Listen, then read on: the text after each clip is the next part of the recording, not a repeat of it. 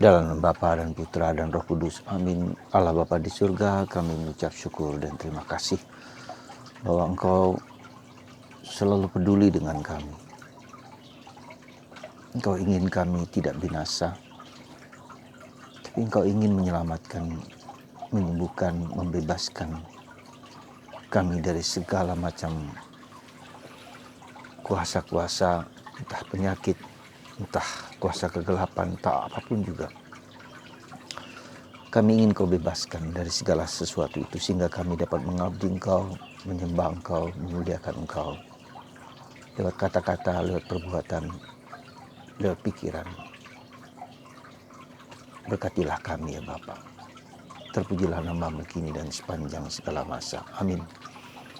Para saudaraku yang terkasih dalam Kristus, bacaan hari ini bahwa Yesus menyembuhkan seorang yang bisu karena kuasa kegelapan, karena iblis. Beberapa hari ini kita mendengar dalam Injil bahwa Yesus menyembuhkan orang dari lumpuh, dari buta, dari segala macam penyakit, dari pendarahan yang begitu lama, yang hampir tak mungkin dilakukan oleh manusia biasa.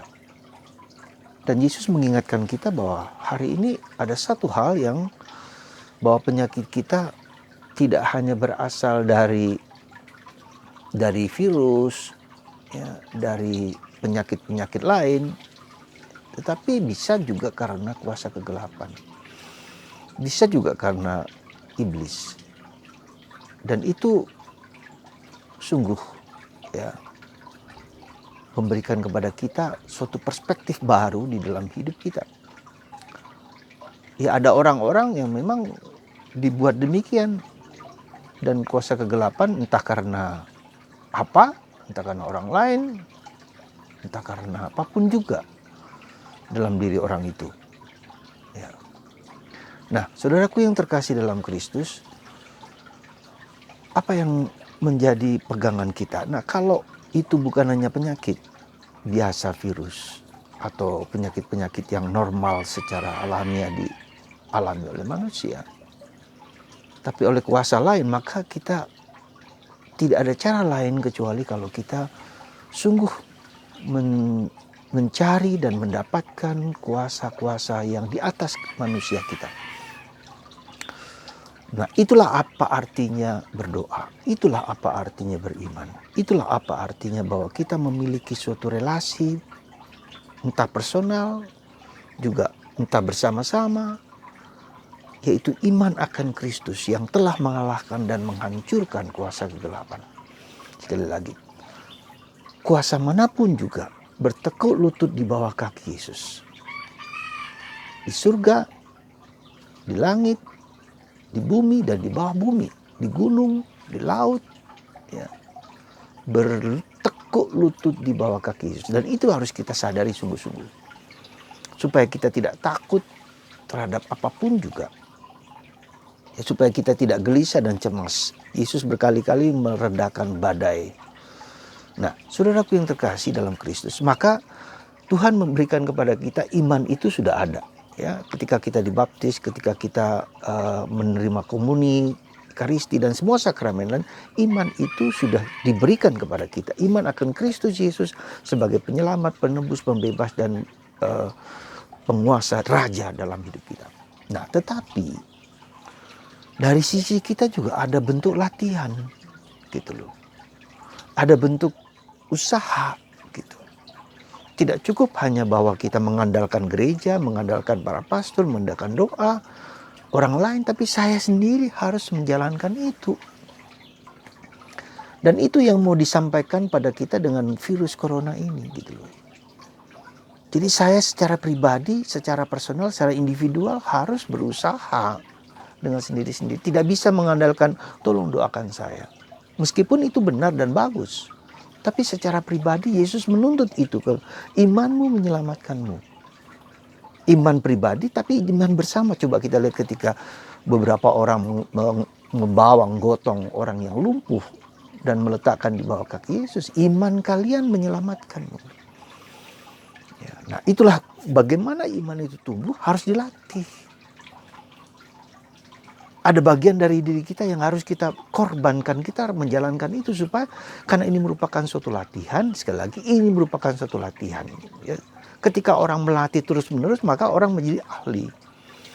Ketika seorang montir yang baru belajar harus dilatih terus-menerus sampai akhirnya dia sungguh-sungguh menguasai bahan itu.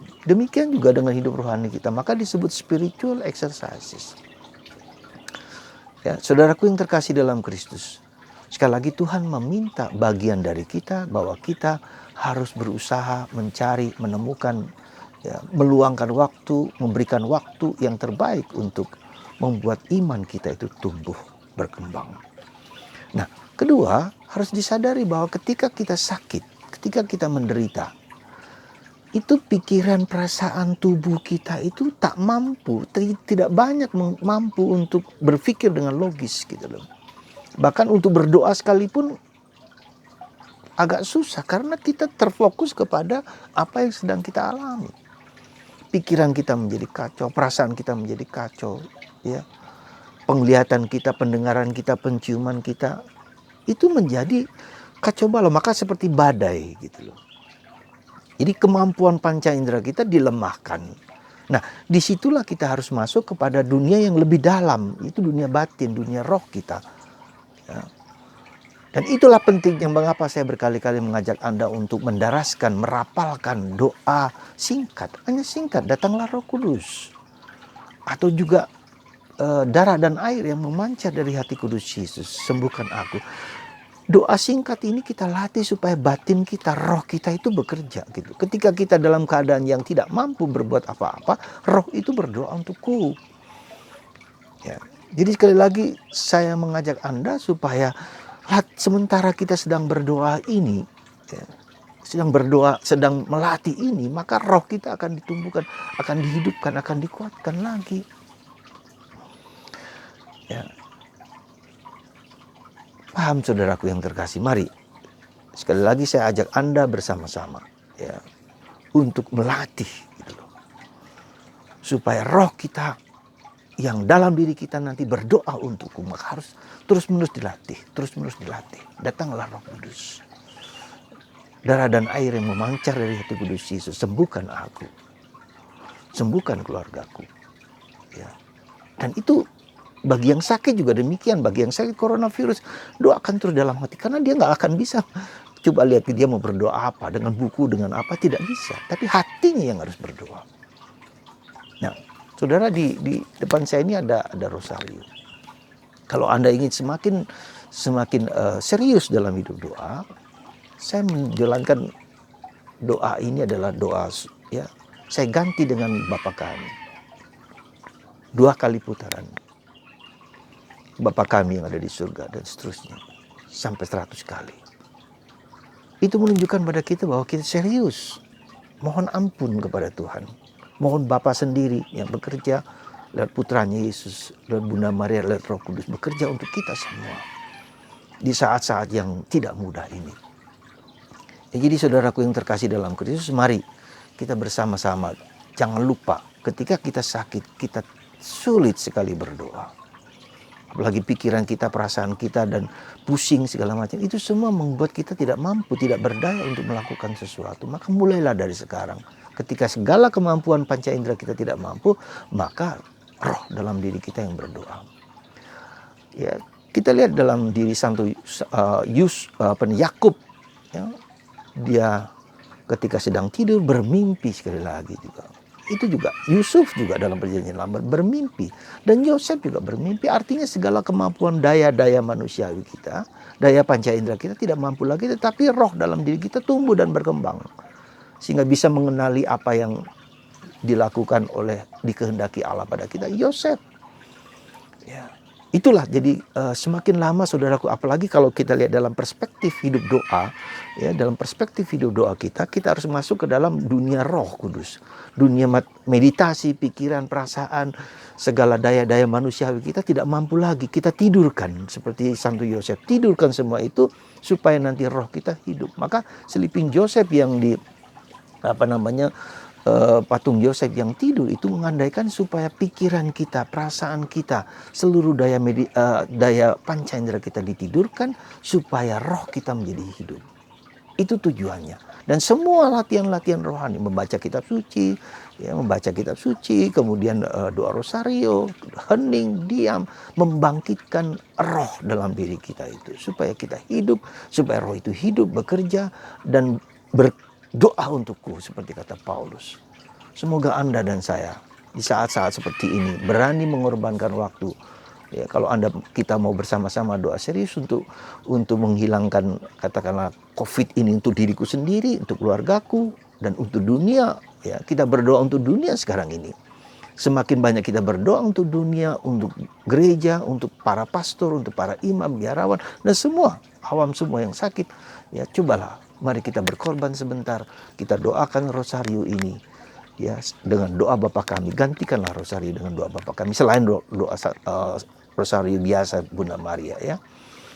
Tambahkan itu, ya. Kita mohon supaya Bapa di surga lewat Bunda Maria, lewat Yesus, lewat Roh Kudus, lewat para kudus, lewat Padre Pio, ya, yang pada waktu itu juga mengalami virus flu Spanyol, disembuhkan dengan kuasanya yang stigmatanya bekerja untuk kita.